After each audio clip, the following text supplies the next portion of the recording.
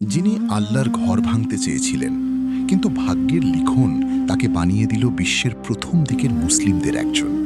তিনি হলেন ইয়েমেনের রাজা তুব্বা। ঘটনাটার শুরুটা আজ থেকে অনেক অনেক কাল আগে। তখন পৃথিবীটা আজকের মতো ছিল না। একদিকে রোমান সাম্রাজ্য, অন্যদিকে পারস্য সাম্রাজ্য। এই দুই বড় শক্তি তখন বিশ্ব শাসন করছিল। কিন্তু এদের আড়ালে ইয়েমেনের সুন্দর পাহাড় ঘেরা এলাকায় একটা রাজত্ব ছিল, যার নাম হিমিয়ার। সেই হিমিয়ার রাজ্যের সিংহাসনে তখন বসে আছেন এক শক্তিশালী রাজা, তার নাম তুব্বা আবু কারি। সেই সময়ে ইয়েমেনের রাজাদের তুব্বা বলা হতো, যেমন মিশরের রাজাদের বলা হতো ফেরাউন। রাজা তুব্বা ছিলেন ভীষণ সাহসী এবং জ্ঞানের পিপাসু। তুব্বা যখনই কোনো দেশ জয় করতেন, সেখানকার সোনাদানা বা হীরা জহরত তার কাছে বড় বিষয় ছিল না। তার একটা অদ্ভুত অভ্যাস ছিল।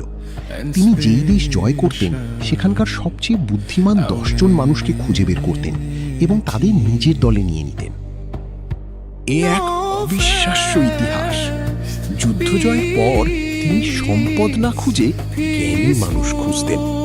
এভাবে করতে করতে তার সাথে জমা হলো পৃথিবীর নানা জায়গার 4000 সের জ্ঞানী মানুষ। এদের মধ্যে কেউ আকাশের নক্ষত্র চেনে, কেউ ভালো চিকিৎসা জানে, কেউ আবার বড় বড় পণ্ডিত। তুব্বা যেখানেই যেতেন, এই 4000 জ্ঞানী মানুষের দল তার সাথেই থাকত। যেখানে তলোয়ার দিয়ে কাজ হতো না, সেখানে এই জ্ঞানী মানুষদের বুদ্ধি তুব্বাকে জিতিয়ে দিত। একদিন তুব্বা তার এই বিশাল সেনাবাহিনী আর 4000 পণ্ডিতকে নিয়ে রওনা দিলেন মক্কার দিকে। মরুভূমির ধুলো উড়িয়ে তার বাহিনী যখন মক্কার কাছে পৌঁছল, তুব্বা ভাবলেন অন্য সব শহরের মতো মক্কার মানুষও তার ভয়ে কাঁপবে, তার পায়ের কাছে এসে ক্ষমা চাইবে। কিন্তু মক্কায় পা রাখতেই তুব্বা অবাক হয়ে গেলেন। মক্কার মানুষ তাকে দেখে একটুও ভয় পেল না। না তারা তাকে স্বাগত জানালো, না তারা মাথা নত করল। তুব্বা ভীষণ অপমানিত হলেন। রাগে তার গা জ্বলতে লাগল। তিনি চিৎকার করে তার মন্ত্রীদের বললেন, এরা কি জানে না আমি কি? আমার এত বড় সেনাবাহিনী দেখেও এদের ভয় নেই কেন? পণ্ডিতরা খোঁজ নিয়ে রাজাকে জানালেন, মহারাজ, রাগ করবেন না। এরা আসলে গ্রামের সহজ সরল মানুষ। বাইরের পৃথিবীর কোনো খবর এরা রাখে না। এরা এতটাই বোকা যে পাথরের মূর্তির পূজা করে। কিন্তু একজন গুপ্তচর এসে রাজাকে আসল খবরটা দিল। সে বলল, মহারাজ, এদের ভয় না পাওয়ার অন্য একটা কারণ আছে। এই শহরে একটা 4 কোণা ঘর আছে, যাকে এরা কাবা বলে। এরা বিশ্বাস করে ওটা আল্লাহর ঘর। আর এদের বিশ্বাস, ওই ঘরের মালিক আল্লাহ নিজেই তাদের রক্ষা করবেন। তাই তারা আপনার মতো কোনো রাজাকে ভয় পায় না। এই কথা শুনে তুব্বার অহংকারে যেন আগুন জ্বলে উঠল। আল্লাহর ঘর, সামান্য একটা পাথরের ঘর এদের এত সাহস দিয়েছে? তুব্বার রাগে অন্ধ হয়ে গেলেন। তিনি তখন এমন এক ভয়ঙ্কর সিদ্ধান্ত নিলেন, যা তার জীবনকে তছনছ করে দিল। তুব্বা ঘোষণা করলেন, আগামীকাল আমি ওই কাবা ঘর মাটির সাথে মিশিয়ে দেব। দেখব ওদের আল্লাহ কিভাবে ওদের রক্ষা করে। আমি এই শহরের নাম নিশানা মুছে ফেলব। কিন্তু মানুষ ভাবে এক আর হয় আর এক। তুব্বা যখনই মনে মনেই খারাপ চিন্তা করলেন, ঠিক সেই মুহূর্তেই তার উপর নেমে এলো এক আযাব। হঠাৎ করেই রাজা তুব্বা এক অদ্ভুত রোগে আক্রান্ত হলেন। তার মাথায় শুরু হলো অসহ্য যন্ত্রণা। মনে হচ্ছিল যেন কেউ তার মাথার ভেতর হাতুড়ি পেটাচ্ছে। শুধু তাই নয়, তার চোখ, নাক এবং কান থেকে পুঁজ বের হতে শুরু করল। সেই পুঁজের গন্ধ এতটাই পচা ছিল যে তার নিজের দেহরক্ষীরাও তার কাছে দাঁড়াতে পারছিল না। যে রাজা কিছুক্ষণ আগেও বিশ্বজয়ের স্বপ্ন দেখছিলেন, এখন তিনি যন্ত্রণায় ছটফট করছেন। বড় বড় ডাক্তাররা ছুটে এলেন। নানান রকমের ওষুধ আর মলম লাগানো হলো, কিন্তু কোনো লাভ হলো না। উল্টো রোগ আরও বাড়তে লাগল। দিন গেল, রাত এলো, কিন্তু তুব্বার যন্ত্রণা কমল না। তার অবস্থা দেখে মনে হচ্ছিল তিনি পচে গলে মারা যাবেন। শেষে ডাক্তাররা হাল ছেড়ে দিলেন। তারা বুঝতে পারলেন এটা কোনো সাধারণ রোগ নয়। প্রধান ডাক্তার নাকে কাপড় দিয়ে রাজার কাছে গিয়ে বললেন, মহারাজ, মাফ করবেন, আল্লাহর কসম, এমন রোগ আমরা জীবনেও দেখিনি। এটা শরীরের কোনো রোগ নয়, মনে হচ্ছে এটা আসমান থেকে আসা কোনো অভিশাপ। আমাদের হাতে আর কিছুই করার নেই। পুরো তাঁবুতে তখন মৃত্যুর নীরবতা। সবাই ভাবছে রাজা কি এভাবেই মারা যাবেন। কিন্তু ওই 4000 জ্ঞানী মানুষের মধ্যে একজন ছিলেন যিনি আসমান কিতাব সম্পর্কে অনেক কিছু জানতেন। তিনি চুপচাপ সব দেখছিলেন। তিনি বুঝতে পারছিলেন রাজার এই অবস্থার আসল কারণ কি। সবাই যখন আশা ছেড়ে দিয়েছে, তখন ওই জ্ঞানী মানুষটি ধীর পায়ে রাজার বিছানার কাছে গেলেন। তিনি রাজার কাছে গিয়ে খুব নরম গলায় বললেন, হে মহারাজ, আমি হয়তো আপনার রোগের কারণ জানি, আর যদি আপনি আমাকে সত্যি কথা বলেন তাহলে আমি এর ওষুধও বলে দিতে পারব। যন্ত্রণায় কাতরাতে কাতরাতে রাজা তার দিকে তাকালেন। তার চোখে তখন বাঁচার আকুতি। জ্ঞানী লোকটি প্রশ্ন করলেন, মহারাজ, আমাকে সত্যি কথা বলুন তো, আপনি কি মনে মনেই শহরের ওই কাবা ঘর ভাঙার কোনো পরিকল্পনা করেছিলেন? জ্ঞানী লোকটির সেই প্রশ্নটা তুব্বার বুকে তীরের মতো বিঁধল। মহারাজ, আপনি কাবা ঘর ভাঙার চিন্তা করেছিলেন? তুব্বা যন্ত্রণায় কাতরাচ্ছিলেন, কিন্তু এই প্রশ্নের উত্তর তিনি লুকিয়ে রাখতে পারলেন না। তিনি বুঝতে পারলেন এই মানুষটির কাছে মিথ্যে বলে কোনো লাভ নেই। তুব্বা খুব কষ্ট করে নিচু গলায় বললেন, হ্যাঁ, আমি ঠিক তাই ভেবেছিলাম। আমি চেয়েছিলাম ওই ঘরটা মাটির সাথে মিশিয়ে দিতে। আর যেদিন আমি এই নিয়ত করেছি, ঠিক সেদিন থেকেই আমার এই দশা। জ্ঞানী লোকটি তখন খুব শান্ত গলায় বললেন, মহারাজ, রোগটা আপনার শরীরে নয়, আপনার মনের ভেতরে। এই ঘর সাধারণ কোনো ঘর নয়, এর মালিক আল্লাহ। আপনি যদি বাঁচতে চান তাহলে এক্ষুনি, এই মুহূর্তে মন থেকে তওবা করুন, মানে নিজের ভুল স্বীকার করুন। প্রতিজ্ঞা করুন যে আপনি ওই ঘরের কোনো ক্ষতি করবেন না, বরং ওই ঘরকে সম্মান করবেন। ইতিহাস সাক্ষী, তুব্বা যখনই মনে মনেই ভালো চিন্তা করলেন, ঠিক সেই মুহূর্তেই এক জাদুর মতো ঘটনা ঘটল। তার শরীর থেকে বের হওয়া সেই পচা পুঁজ বন্ধ হয়ে গেল। তার মাথার সেই অসহ্য ব্যথা মুহূর্তের মধ্যে উবে গেল। জ্ঞানী লোকটি তার তাঁবু থেকে বের হওয়ার আগেই রাজা তুব্বা সম্পূর্ণ সুস্থ হয়ে বিছানা থেকে উঠে বসলেন। যে রাজা একটু আগে মৃত্যুর জন্য অপেক্ষা করছিলেন, তিনি এখন একদম সুস্থ। এই ঘটনা তুব্বার চোখ খুলে দিল। তিনি বুঝলেন মক্কার ওই ঘরটি কোনো সাধারণ ইমারত নয়। সুস্থ হয়েই তিনি মক্কাবাসীর কাছে গেলেন।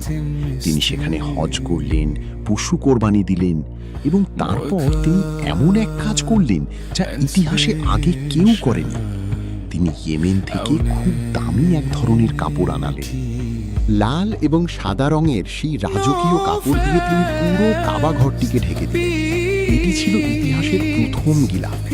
আজ আমরা প্রতি বছর কাবা শরীফে যে কালো গিলাফ বা কাবার দেখি, সেই নিয়ম শুরু করেছিলেন এই রাজা তুব্বা। তিনি মক্কাবাসীদের নির্দেশ দিলেন যেন এই ঘরের সম্মান সব সময় রক্ষা করা হয়। মক্কায় কিছুদিন থাকার পর তুব্বা তার বিশাল বাহিনী নিয়ে আবার যাত্রা শুরু করলেন। এবার তাদের গন্তব্য উত্তরের অন্য কোনো দেশ। দিনের পর দিন মরুভূমির পথে চলতে চলতে তারা ক্লান্ত হয়ে পড়লেন। অবশেষে 2-3 দিন পর তারা এমন জায়গায় পৌঁছালেন যেখানে পরিষ্কার পানির নহর বয়ে চলেছে আর সারি সারি খেজুর গাছ দাঁড়িয়ে আছে। জায়গাটির নাম ছিল ইয়াত্রিব, যাকে আমরা আজ মদিনা নামে চিনি। সেনাবাহিনী ক্লান্ত ছিল, তাই তুব্বা আদেশ দিলেন, আমরা এখানে তাঁবু ফেলব, এই ছায়া ঘেরা মাটিতে কিছুদিন বিশ্রাম নেব। রাত নেমে এলো ইয়াত্রীদের বুকে। সৈন্যরা গভীর ঘুমে আচ্ছন্ন, কিন্তু ওই 4000 জ্ঞানী মানুষের তাঁবুতে তখনও আলো জ্বলছে। তারা ঘুমাচ্ছে না, তারা প্রাচীন সব কিতাব খুলে বসেছে। পাতার পর পাতা উল্টে তারা কি যেন খুঁজছে। তাদের চোখে মুখে উত্তেজনা। হঠাৎ একজন বৃদ্ধ পণ্ডিত কাঁপা কাঁপা হাতে একটা পুরনো বই দেখালেন। তিনি ফিসফিস করে বললেন, ভাই সাহেব, তোমরা কি দেখতে পাচ্ছ? আমাদের কিতাবে যে জায়গার কথা বলা আছে, এটা তো হুবহু সেই জায়গা। এই মাটি, এই পানি, এই খেজুর বাগান সব মিলে যাচ্ছে। আরেক পণ্ডিত বললেন, হ্যাঁ, কিতাবে কিতাবে লেখা আছে শেষ জামানার নবী এমন এক পাথুরে জমিতে আসবেন যেখানে প্রচুর খেজুর গাছ আছে। এই যাত্রীবি সেই জায়গা। এর মানে শেষ নবী এখানেই আসবেন। তাঁবুর ভেতর আনন্দের বন্যা বয়ে গেল। তারা বুঝতে পারলেন তারা তাদের জীবনের সবচেয়ে বড় খোঁজ পেয়ে গেছেন।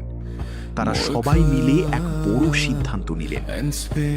পরের দিন সকালে যখন তুব্বা আবার যাত্রা শুরু করার আদেশ দিলেন, তখন ঘটল এক বিপত্তি। সেনাপতি এসে জানালেন, মহারাজ, এক অদ্ভুত সমস্যা হয়েছে। আপনার সাথে থাকা ওই 4000 জ্ঞানী মানুষ এই জায়গা ছেড়ে যেতে রাজি নন। তুব্বা অবাক হয়ে জ্ঞানীদের ডাকলেন, তোমরা কেন যেতে চাইছ না? আমরা সামনে আরো বড় রাজ্য জয় করব। পণ্ডিতদের প্রধান এগিয়ে এসে বললেন, মহারাজ, আপনি চাইলে আমাদের মেরে ফেলতে পারেন, কিন্তু আমরা এই মাটি ছেড়ে এক পাও নড়ব না। না, কারণ আমাদের কিতাব বলছে সৃষ্টির সেরা মানুষ শেষ নবী মুহাম্মদ সাল্লাল্লাহু আলাইহি ওয়াসাল্লাম এই শহরেই আসবেন। আমরা তার অপেক্ষায় এখানেই জীবন কাটিয়ে দিতে চাই। যদি আমাদের বেঁচে থাকা অবস্থায় তিনি আসেন তবে আমরা ধন্য হব, আর যদি না আসেন তবে আমাদের সন্তানেরা তাকে স্বাগত জানাবে। তুব্বা ছিলেন একজন বুদ্ধিমান শাসক। তিনি কাবার অলৌকিক ক্ষমতা নিজের চোখে দেখেছেন। তাই পণ্ডিতদের এই কথা তিনি অবিশ্বাস করতে পারলেন না। তিনি কিছুক্ষণ চুপ করে রইলেন। তারপর এক ঐতিহাসিক ঘোষণা দিলেন, যদি এই মাটিতেই শেষ নবী আসেন তবে আমি রাজা তুব্বা তাকে একা অপেক্ষা করতে দেব না। আমিও তোমাদের সাথে এই অপেক্ষায় থাকলাম। আমি ঘোষণা দিচ্ছি, আমি এই নবীকে না দেখেই তাকে বিশ্বাস করলাম। তুব্বা শুধু মুখে বলেই থামলেন না, তিনি ইয়াত্রিবে একটা নতুন শহর গড়ার আদেশ দিলেন। তিনি তার 4000 জ্ঞানী মানুষের জন্য 4000টি বাড়ি তৈরি করে দিলেন, যাতে তারা এবং তাদের পরিবার সেখানে স্থায়ীভাবে বসবাস করতে পারে। তিনি চেয়েছিলেন যখন নবী আসবেন তখন যেন তার জন্য একদল প্রস্তুত মানুষ থাকে।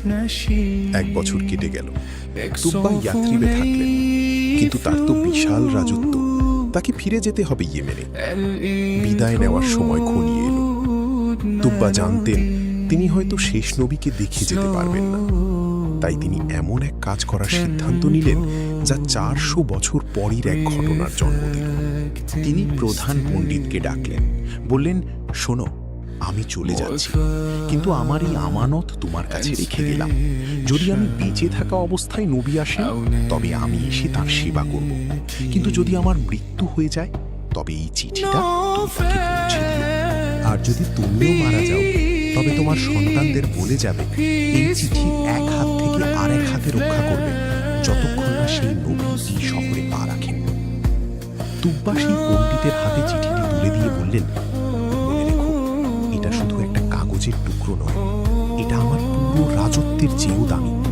শতাব্দী লাগলেও এই চিঠি শেষ নবীর হাতে পৌঁছতেই হবে। পণ্ডিত চোখের পানি মুছতে মুছতে কথা দিলেন। তুব্বা ঘোড়ায় চড়ে শেষবারের মতো যা ইয়াত্রিবের দিকে তাকালেন। তিনি জানতেন না কবে সেই নবী আসবেন, কিন্তু তার বিশ্বাস ছিল অটুট। রাজা তুব্বা ইয়েমেনে ফিরে গেলেন এবং সেখানেই কিছুদিন পর মারা গেলেন। কালের চাকা ঘুরতে লাগল। দিন গেল, বছর গেল, 100-200 বছর পেরিয়ে গেল। ইয়েমেনের সেই রাজপ্রাসাদ ধুলোয় মিশে গেল। অনেক রাজত্ব এলো এবং গেল, কিন্তু ইয়াত্রিবের সেই পণ্ডিতের বংশধরেরা তুব্বার সেই কথা ভুলেনি। বাবা মারা যাওয়ার আগে ছেলেকে ডেকে সেই চিঠি দিয়ে যেতেন আর বলতেন, বাবা, আমাদের পূর্বপুরুষরা এক মহান মেহমানের জন্য অপেক্ষা করে গেছে। সেই 4000 পণ্ডিতের বংশধরেরা, যারা এখন আনসার নামে পরিচিত, তারা প্রতিদিন শহরের সীমানায় গিয়ে দাঁড়িয়ে থাকত, কবে আসবেন তাদের প্রিয় নবী। অবশেষে সেই মহান দিনটি এলো। মদিনার দিগন্তের ওপারে ধুলো উঠতে দেখা যাচ্ছে। শুক্রবারের এক ঝলমলে দুপুর। দূরে দুটি উট এবং কয়েকজন মানুষকে দেখা যাচ্ছে। মদিনার মানুষজন আনন্দে চিৎকার করে উঠল, আল্লাহু আকবার, আল্লাহর নবী আসছে। এই চিঠিটা সাবধানে রেখো। এইভাবেই কেটে গেল প্রায় 400 বছর। মক্কার মরুভূমিতে এক নতুন সূর্যের উদয় হল।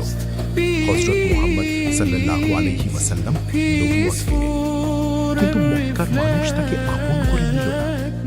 অত্যাচারের শিকার হয়ে আল্লাহর আদেশে তিনি মক্কা ছেড়ে মদিনার পথে, তৎকালীন ইয়াত্রিবের পথে রওনা হলেন। এদিকে ইয়াত্রিবের মানুষরা অধীর আগ্রহে অপেক্ষা করছিল। তারা শুনেছিল যে তাদের শহরেই শেষ নবী আসছেন। সেই 4000 পণ্ডিতের বংশধরেরা, যারা এখন আনসার নামে পরিচিত, তারা প্রতিদিন শহরের সীমানায় গিয়ে দাঁড়িয়ে থাকত। কবে আসবেন তাদের প্রিয় নবী? অবশেষে সেই মহান দিনটি এলো। মদিনার দিগন্তের ওপারে ধুলো উড়তে দেখা যাচ্ছে। শুক্রবারের এক ঝলমলে দুপুর, দূরে দুটি উট এবং কয়েকজন মানুষকে দেখা যাচ্ছে। মদিনার মানুষজন আনন্দে চিৎকার করে উঠল, আল্লাহু আকবার, আল্লাহর নবী আসছেন। সেই 4000 পণ্ডিতের বংশধরেরা, যারা এখন আনসার নামে পরিচিত, তারা প্রতিদিন শহরের সীমানায় গিয়ে দাঁড়িয়ে থাকত। কবে আসবেন তাদের প্রিয় নবী? অবশেষে সেই মহান দিনটি এলো। মদিনার দিগন্তের ওপারে ধুলো উঠতে দেখা যাচ্ছে। শুক্রবারের এক ঝলমলে দুপুর, দূরে দুটি উট এবং কয়েকজন মানুষকে দেখা যাচ্ছে। মদিনার মানুষজন আনন্দে চিৎকার করে উঠল, আল্লাহু আকবার, আল্লাহর নবী আসছেন। দেখে নবীজি হাসলেন এবং এক চমৎকার সমাধান দিলেন। তিনি বললেন, তোমরা আমার উট কাছোয়ার পথ ছেড়ে দাও। সে আল্লাহর হুকুমে চলছে। সে যেখানে গিয়ে থামবে, আমি সেখানেই আতিথেয় গ্রহণ করব। সবাই শ্বাস বন্ধ করে দিচ্ছে। উটটি মদিনার সরু গলি দিয়ে হেঁটে চলেছে। বড় বড় নেতাদের বাড়ির পাশ দিয়ে উট চলে গেল, কিন্তু থামল না। সবাই হতাশ হল, কিন্তু উট আপন মনে হাঁটতে লাগল। হাঁটতে হাঁটতে উটটি এমন এক জায়গায় এলো যেখানে একটি খালি জমি ছিল। এই জায়গাটিতেই পরে মসজিদে নববী তৈরি হয়। উটটি সেখানে একটু থামল, কিন্তু বসল না। আবার একটু সামনে এগিয়ে গেল এবং শেষমেশ একটি সাদামাটা বাড়ির সামনে গিয়ে উটটি হাঁটু গেড়ে বসল। কার বাড়ি ছিল ওটা? যার হাতে রাজা তুব্বা 400 বছর আগে চিঠিটি তুলে দিয়েছিলেন। আর এই যে বাড়িটি, যার সামনে উটটি বসেছে, ইতিহাস বলছে এই বাড়িটি তুব্বা নিজেই তার নিজের টাকা দিয়ে বানিয়েছিলেন। তিনি বলে গিয়েছিলেন এই বাড়িটি হবে শেষ নবীর জন্য। যখন তিনি আসবেন, তিনি যেন এই বাড়িতেই থাকেন। চিন্তা করুন একবার, সেটি ছিল আবু আইয়ুব আনসারীর বাড়ি। কিন্তু বন্ধুরা, এখানে একটা অবাক করা ইতিহাস লুকিয়ে রয়েছে, যা জানলে আপনার গায়ের লোম দাঁড়িয়ে যাবে। আবু আইয়ুব আনসারী কোনো সাধারণ মানুষ ছিলেন না। তিনি ছিলেন সেই প্রধান জ্ঞানী লোকটির সরাসরি বংশধর। 400 বছর আগে বানানো বাড়ি আজ তার আসল মালিককে খুঁজে পেল। আল্লাহর কি অদ্ভুত পরিকল্পনা! আবু আইয়ুব আনসারী দৌড়ে এলেন। তার চোখে আনন্দ আর পানি একসাথে। নবীজির জিনিসপত্র ঘরে তুললেন। নবীজি যখন ঘরে বিশ্রাম নিলেন, তখন সেই ঐতিহাসিক মুহূর্তটি এলো। আবু আইয়ুব আনসারী তার সিন্দুক থেকে বংশ পরম্পরায় রক্ষা করা সেই পুরনো চিঠিটি বের করে আনলেন। 400 বছর ধরে বাবারা ছেলেদের হাতে এই চিঠি তুলে দিয়ে বলেছেন, রক্ষা করো। আজ সেই আমানত পৌঁছে দেওয়ার সময় এসেছে। কাঁপা কাঁপা হাতে তিনি চিঠিটি নবীজির হাতে তুলে দিলেন। নবীজি অবাক হয়ে চিঠিটি খুললেন। আবু আইয়ুব আনসারী তার সিন্দুক থেকে বংশ পরম্পরায় রক্ষা করা সেই পুরনো চিঠিটি বের করে আনলেন। 400 বছর ধরে বাবারা ছেলেদের হাতে এই চিঠি তুলে দিয়ে বলেছেন, রক্ষা করো। আজ সেই আমানত পৌঁছে দেওয়ার সময় এসেছে। কাঁপা কাঁপা হাতে তিনি চিঠিটি নবীজির হাতে তুলে দিলেন। নবীজি অবাক হয়ে চিঠিটি খুললেন। আপনার শত্রুদের বিরুদ্ধে তলোয়ার ধরতাম, কিন্তু যদি আমার মৃত্যু হয়ে যায়, তবে এই চিঠিটা আপনার কাছে পৌঁছে দিও। আর যদি কিয়ামতের দিন আমাকে ভুলে যান, তবে আপনার দলের একজন সাধারণ মানুষের হিসাবে আমার নামটুকু মনে রাখবেন এবং আল্লাহর কাছে আমার জন্য সুপারিশ করবেন। চিঠি পড়ে নবীজির চোখ ভিজে গেল। সেখানে লেখা ছিল, হে আল্লাহর নবী, আমি তুব্বা আল আউয়ালের পক্ষ থেকে, শেষ নবী মুহাম্মদ সাল্লাল্লাহু আলাইহি ওয়াসাল্লাম। হে আল্লাহর নবী, আমি আপনাকে না দেখেই আপনার উপর, আপনার কিতাবের উপর এবং আপনার আল্লাহর উপর ঈমান এনেছি। যদি আমি বেঁচে থাকতাম তবে আপনার পায়ের কাছে বসে আপনার সেবা করতাম। 400 বছর আগের এক রাজার ভালোবাসা তাকে ছুঁয়ে গেল। তিনি আকাশের দিকে তাকিয়ে 3 বার বললেন, হে আল্লাহ, তুমি নেককার তুব্বাকে ক্ষমা করে দাও। হে আল্লাহ, তুমি আমার ভাই তুব্বার উপর রহমত বর্ষণ করো।